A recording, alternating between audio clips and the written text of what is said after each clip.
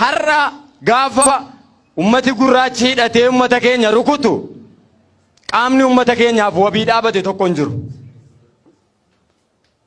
Daa'ima waggaa lamaatu xiyyaa waraanamee du'aa jira. Akkamittiin haaromna? Akkamittiin jijjiiramna? Isa kana jamaaliitiin ilaaltan isin? Isa kanaaf jaarsummaa ooboof dhufuun hin barbaachisu ture. Akka miidiyaatti Jawaariin waan an komadhu. Ega biyyatti galtee nu biraa hafteerta. Qeerroon bilisummaa Oromoo innati gaafa gabbaye naan gabbaye wareegamaa ture. Innati gaafa karaa cufe naan karaa cufaa ture har'a abbaa fi haadha isaatu laga kanatti dhumaa jira. Garaa ittiin barannuu hin qabnu.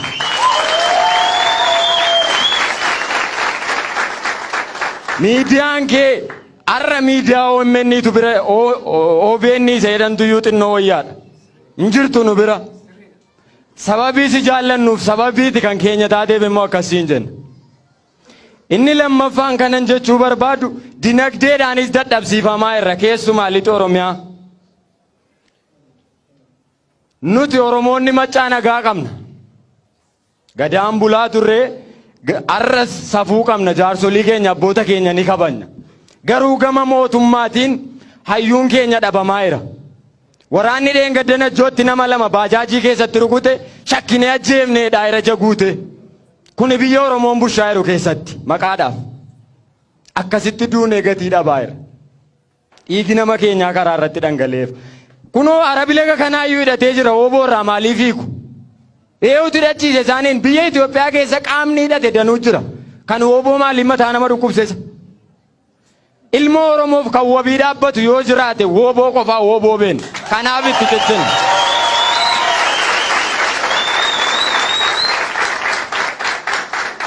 Wooboo ta'uun nama yakkisiisate immoo waraana sana dura kan dura wareegamu nuyi qeerroo bilisummaa Oromooti. Qeerroo bilisummaa Oromoo adda bilisummaa Oromootu nu dhale isatu nu guddise isatu nu barsiise wooboo dura kan wareegamu hoggantoota keenya dura kan wareegamu nuyi.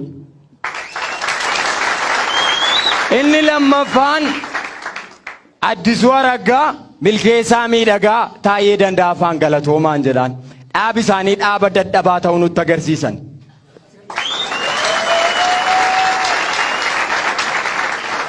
Dhaaba dadhabaa dhaaba hunkutaa ta'uu nutti agarsiisan. Gabbaanii Geetaachoo Asaffaati kan lixa Oromiyaatti shororkaa kaasedhan dheengaddamoo Sudaanitti qabneedhan.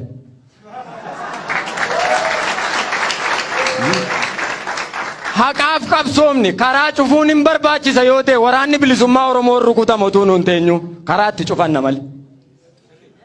Eenyu nu kee gadi hin darbu.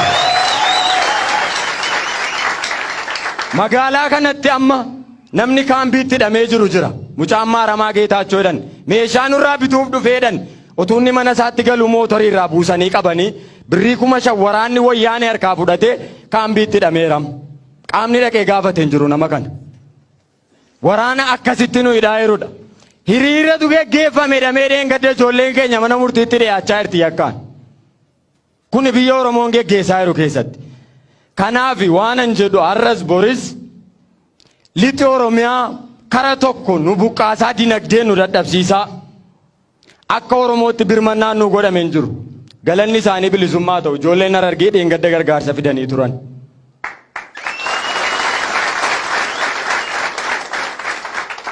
Ummata iyyoomee harka namaa eeggate immoo miti. Qabeenya guddaatu irraa saamame. Abbayyaan ceesifame loonni keenya. Re'een keenya abbayyaan ceesifame. Warqeen keenya abbayyaan ce'aayira. Eessa akka inni dhaqu moonuma beena. Qaama dhufee gaafatu dhibe malee maddi rakkoo sanaa eenyuun akka ta'e hin himna turre. Abiyyiin Lammaan jedhan maa gadi hin dhufne lixa Oromiyaa maa sodaatu isaan. Nutu rakkoo qaba moo isaan rakkoo qabaatee nu baqate ummata nun ummata isaan bulchaa jiran maa nutti gadi hin dhufne maa jaarsolii ergu maal hoggantootani nuti ummata isaan bulchaa jiran biyya biraayyuu inni dammareechaa jiru nu miti. Har'a moggaa qabamne qabsoomne qabsoo kanatti aarsaa guddaa baafne qabeenyaanis lubbuudhaanis hayyoota danuutti dhabne hayyoota biyya kana miti akka Afrikaatti iyyuu abdataman. Isa dhumaa gaaffiin ani Jawaariifis obbo Baqqalaafis dhiyeessu itti gaafatamaa oosaa kan turanii obbo Amantii Abdiisaa Jigii.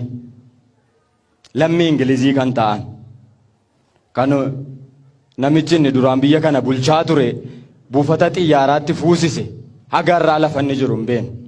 Hayyuu akkasii dhabne hayyuu kana nu barbaada adaraa waaqaa adaraa oromummaan isiniin jedha.